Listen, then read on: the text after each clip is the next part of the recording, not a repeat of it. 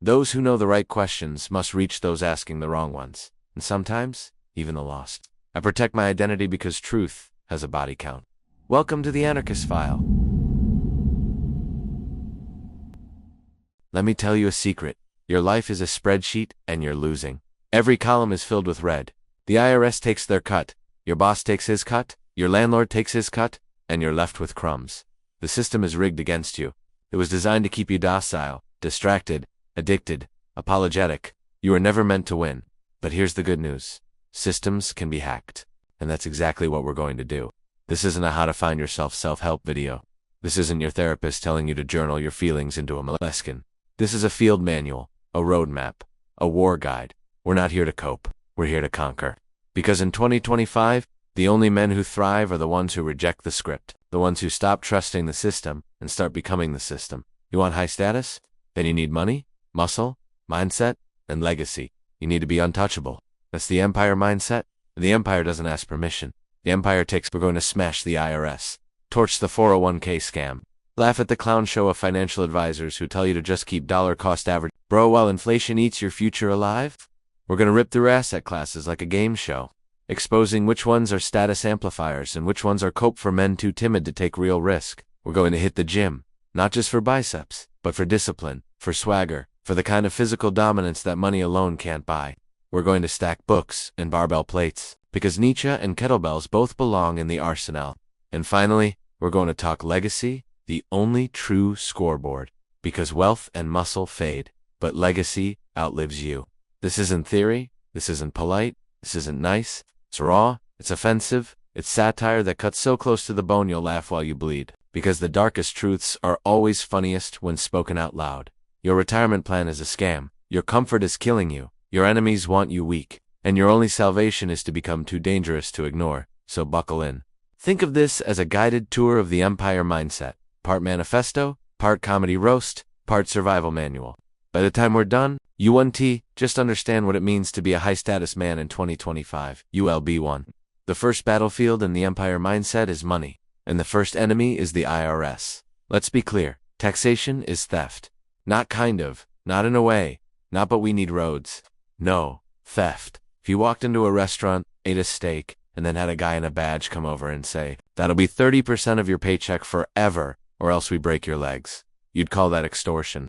But because they slap a logo on it and run it through an accountant, you call it civic duty. It's a joke, a scam, and the punchline is you. The average man spends more time worrying about his fantasy football lineup than about the fact that half his income evaporates before it even hits his account. Federal, state, local, sales, property, fees. Every line item is another shackle. And what do you get in return?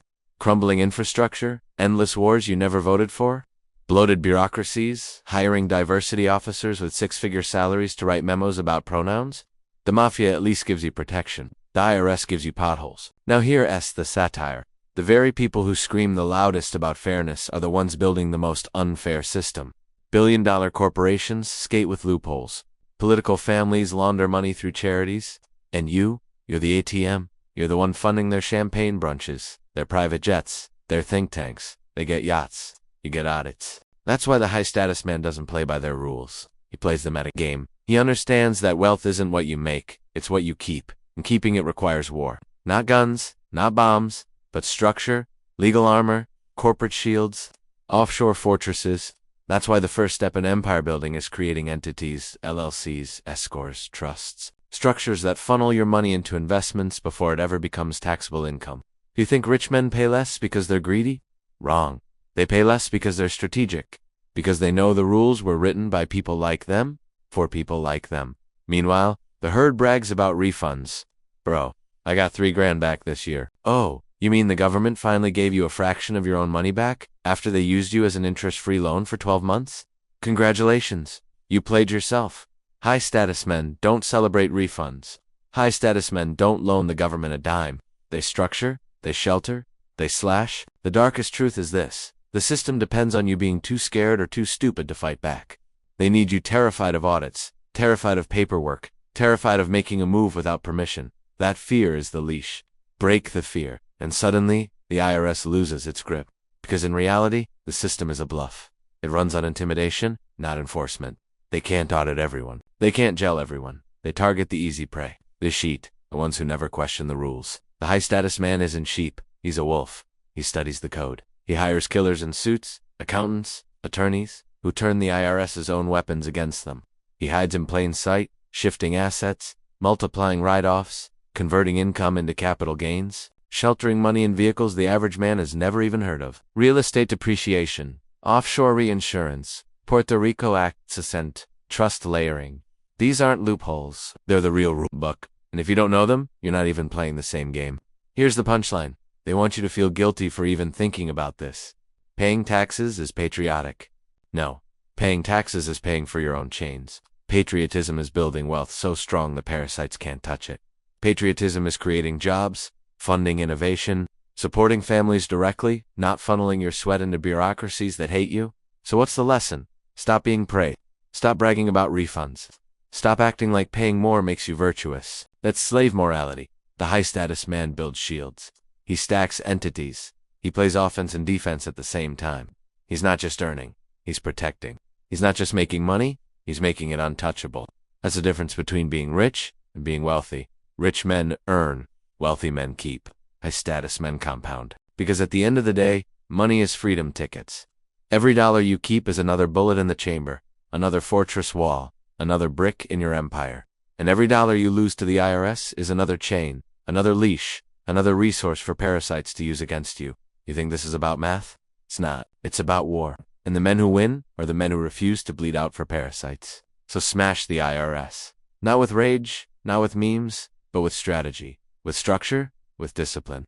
Build entities, build armor, build wealth. They can't touch. Because once you do, you stop being their ATM. You stop being their prey. You become untouchable. And in a world built on theft, untouchable men are the only ones truly free. Everyone wants to know, where do I put my money? What's the magic bullet? Stocks, crypto, real estate, gold. The herd treats investing like astrology. They chase signs. They follow gurus. They ask strangers on Reddit whether Mercury being in retrograde means Ethereum is about to moon. It's pathetic. The truth. Every asset class is both a weapon and a trap. It depends on how you use it and whether you're a man or a mouse. Let's start with stocks, the sacred cow of the middle class. Every financial advisor parrots the same line. Just keep dollar cost averaging into index funds and you'll be fine. Fine? That's the most uninspired word in the English language. Fine is mediocrity. Fine is slavery with a smile. Fine is if you eat enough oatmeal for 40 years. Maybe you can retire before your knees give out. Stocks, in their purest form, are just legalized gambling with better branding. You don't control the companies. You don't control the boardrooms. You don't control the Fed printing money. You're basically a hamster strapped to Wall Street's wheel, hoping the wheel doesn't break. That doesn't mean you shouldn't play the market. But you play it differently as a high-status man. You don't buy just because Jim Cramer screamed into a camera. You buy businesses. You buy leverage. You buy influence. You don't ride the hamster wheel. You own the damn cage. And if you can't own it, you at least learn to ride it like a bull, not nibble pellets like a mouse. Now crypto. The great digital lottery. 1 minute it's decentralized freedom, the next minute it's an FBI sting operation. For every guy who minted millions on Bitcoin, 1,000 clowns bought Dogecoin because Elon tweeted a meme. Crypto is chaos. It's the Wild West with more Discord servers and fewer But let's be real. Crypto's a mirror. It exposes what you are. If you're weak, you panic sub.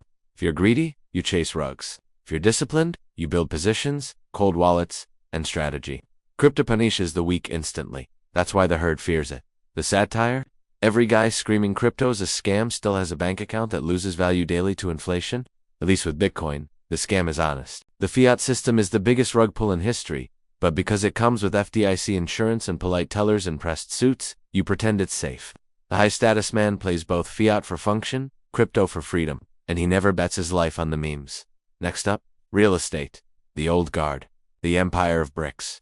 Real estate is the rich man's monopoly board. It prints cash, it appreciates, it shelters, taxes.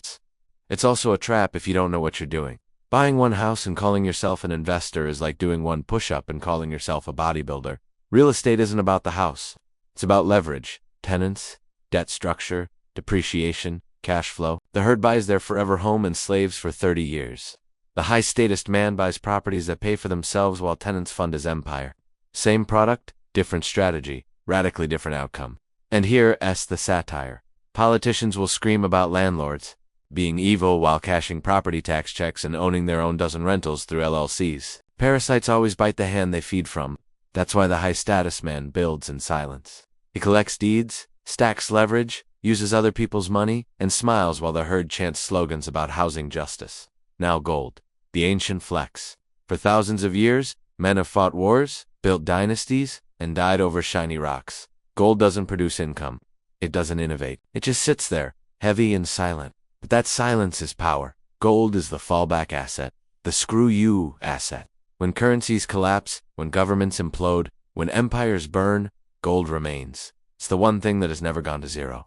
That's why high-status men keep it. Not because it makes them rich, but because it keeps them sovereign.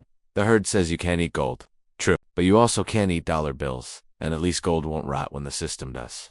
And we can't forget the new clown act. NFTs and speculative hype assets. Nothing screams late-stage capitalism like paying $100,000 for a JPEG of a monkey in sunglasses. The NFT boom was a perfect roast of human stupidity. Weak men thought they were buying culture. Strong men were selling them vapor for eighth. It was the greatest transfer of wealth from the gullible to the ruthless in recent history. The lesson status assets are real. Digital tulips are cope. If you want flex, buy something timeless. Watches, cars, art. Don't buy a screenshot of a cartoon donkey. So what's the real answer? The truth is that no asset class is salvation. Every asset class is a battlefield. Stocks are the casino floor. Crypto is the Wild West. Real estate is the empire builder's game. Gold is the bunker. NFTs are the joke. The question isn't which asset is best. The question is, who are you when you hold it? Are you prey, panicking at every dip, chasing hype like a clown? Or are you predator, disciplined, strategic, turning every market into another vein of cash flow for your empire? The high-status man doesn't gamble blind. He diversifies, but not in the weak, scattershot way financial advisors preach. He diversifies with intent. He holds real estate to print cash and shelter taxes. He holds crypto to escape fiat chains. He holds gold as the last resort. He plays equities when he wants liquidity and scale. Every piece is a weapon. Every piece is a move on the board. Meanwhile, the herd? They buy high, sell low, panic, cope, cry, repeat, and then they mock the high-status man for playing differently. That's the funniest part. Losers always laugh at winners until they're re-begging for a loan. So remember this. Assets don't make you wealthy. Discipline does. Vision does. Empire building does. An idiot with Bitcoin is still an idiot. A king with gold is still a king. The difference isn't in the asset. It's in the man holding it. Money without muscle is You can drive the Ferrari, wear the Rolex, and sit front row at the steakhouse. But if you look like melted ice cream, you're a clown with receipts. The body is the billboard of the soul, and it tells the truth whether you like it or not. Weak men love to say looks don't matter. Let's cope. Looks don't matter to the degree you think when chasing validation, but they matter more than you realize when signaling discipline. Women don't drool over ABS because they count macros. They drool because ABS scream control, focus, power. Other men don't respect muscle just because it's heavy. They respect it because it's proof. You wake up when you don't want to. Lift when you don't want to. Push when you don't want to. It's not vanity, it's credibility. High-status men know this. The gym isn't about ego lifting or selfie angles. It's about iron discipline. Every rep is a vote. Every plate is a contract. And every workout is a reminder that your body obeys you, not the other way around. The herd caves to cravings. The herd worships convenience. The herd grows soft, slow, weak. And then the herd wonders why no one listens to them. Weakness speaks louder than words. The satire is everywhere. Scroll TikTok, and you'll see body positivity activists screaming that a 300-pound man is valid while simultaneously running GoFundMes for diabetes meds. That's not positivity. That's pathology. That's cope disguised as compassion. And you can laugh, but here's the darkest truth. Weak men don't just destroy themselves. They destroy civilizations. Soft bodies produce soft minds. Soft minds produce soft policies. Soft policies produce collapse. And history writes the same ending every time. Hard men return because survival demands it. That's why you build not for vanity, not for flexing, not for likes, for sovereignty. You need a body that can protect, endure, and dominate. You need a body that radiates danger without saying a word. You need a body that makes people think twice before disrespecting you. That's high status. Not just wealth, not just words, presence. And it's not just muscle. It's the trifecta: muscle, mindset, discipline. The gym sharpens all three. Muscle without mindset is a meathead. Mindset without muscle is a philosopher begging for rent money. Discipline fuses them into empire. That's why every rep matters, not just for your arms, but for your brain. The iron rewires you. It burns away weakness. It teaches you delayed gratification, pain tolerance, the art of showing up when comfort begs you to stay home. The herd treats fitness like fashion trends. They sign up in January, quit in February, and repeat every year like seasonal sheep. High-status men never quit. Fitness isn't a phase, it's a lifetime. Because they know discipline is contagious. If you can control your appetite, you can control your spending. If you can master your body, you can master your business. If you can conquer yourself, you can conquer anything. Here's the roast. The same men who say the gym is toxic also say, why don't women respect me? Because women don't respect excuses. Women don't respect softness. Women don't respect a man who looks like he needs help carrying his own groceries. They respect presence. They respect strength. They respect a man who doesn't fold under pressure. You don't need to be a bodybuilder, but you do need to look like a man who can protect what's his. And other men, they won't say it out loud, but they size you up, always. Status isn't just about bank accounts. It's about who commands the room. You don't need to start fights. You don't need to posture. But when you walk in with a body forged in discipline, you don't have to say a word. The air changes. Respect is given before it's earned. And that's leverage money can't buy. So here's the formula. Lift heavy, eat clean, sleep hard. Build muscle, burn fat, cultivate energy. Don't chase aesthetics. Chase capability. Can you sprint, carry, fight, endure? Can you handle chaos? Can you keep going when others collapse? That's the measure. Because the world doesn't reward the biggest pecs. It rewards the man who can still move when the weak have already quit. The herd will mock you. They'll call you obsessed. They'll call you extreme. They'll say you're intimidating. That's the point. Extremes build empires. Obsession is how you escape mediocrity. Intimidation keeps parasites at bay. Weak men call it toxic. Strong men call it Tuesday. Because at the end of the day, the body is the most honest balance sheet you have. You can fake wealth with credit cards, fake status with Instagram, fake friends with clout chasing. But you cannot fake a body. Every rep, every skipped workout, every binge, every discipline, failure shows, and the world reads it instantly. That's why it matters. That's why it's non-negotiable. High-status men don't just build empires of cash. They build empires of flesh and iron. Because when the bank fails, when the market dips, when the world burns, your body is the one asset you always carry. And if it's weak, you're done. But if it's strong, you're untouchable. Money comes and goes, muscle fades, trends shift, but legacy is forever. Legacy is the real scoreboard, the only one that counts when the lights go out. Because high-status men don't just want wealth for themselves. They want permanence. They want to build something that echoes after their name is gone. Legacy isn't a slogan. It's blood. It's bricks. It's dynasty. It's your kids carrying your name with pride.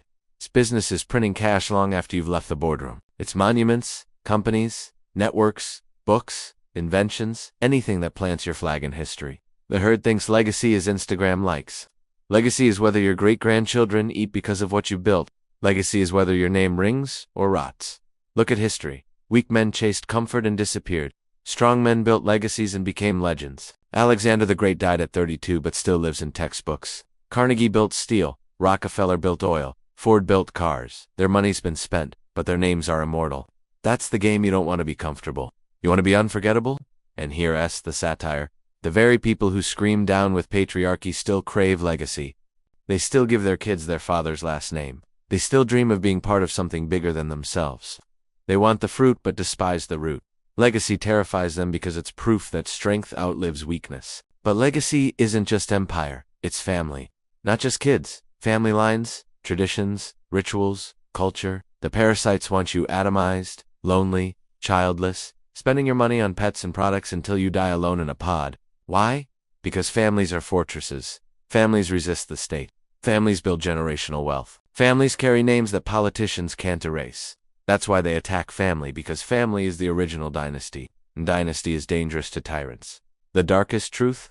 Most men today don't even think about legacy. They think about the weekend. They think about the next video game release, the next Netflix drop, the next dopamine hit. They'll be forgotten before they're cold in the ground. That's not life. That's consumption, disguised as existence. The high-status man doesn't live like that. He lives every day like he's carving stone. He stacks wealth, muscle, networks, ideas, until the world can't forget him, even if it wants to.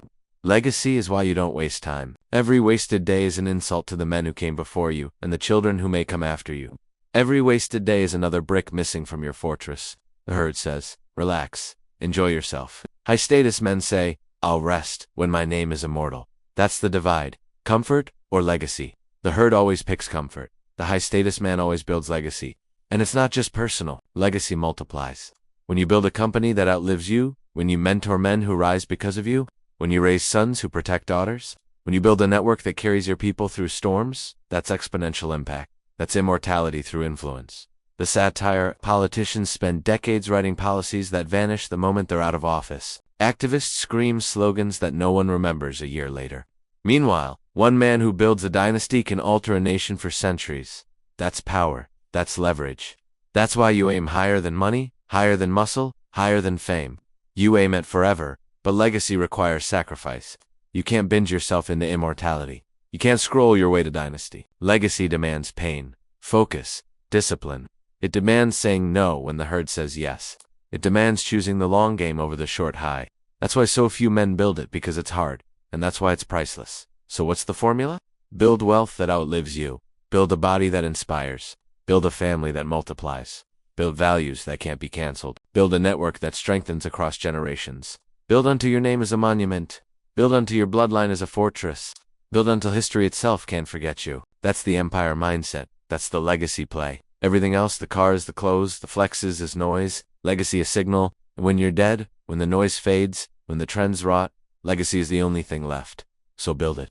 Build it now. Build it until the parasites choke on their envy. Build it until your enemies curse your name while your grandchildren toast to it. Build it until mediocrity itself trembles at the thought of you. Because when everything else burns, legacy stands. And legacy is immortality. So we've come full circle. From smashing the IRS to stacking assets. From chiseling the body to carving legacy into stone. The message is simple. High status isn't an accessory. It's not a car, a watch, or a flex on social media. High status is earned, built, and defended. It's war. The herd wants comfort. They want safety nets, participation trophies, and applause for weakness. They want validation without effort, praise without proof, security without sacrifice. And that's why the herd dies nameless. History doesn't remember comfort seekers, it remembers builders. Fighters, leaders, men who carried weight when others collapsed. The darkest truth and the funniest one is that society trains men to fear status. You're told to blend in, to obey, to apologize for existing. You're told ambition is toxic, strength is dangerous, masculinity is outdated.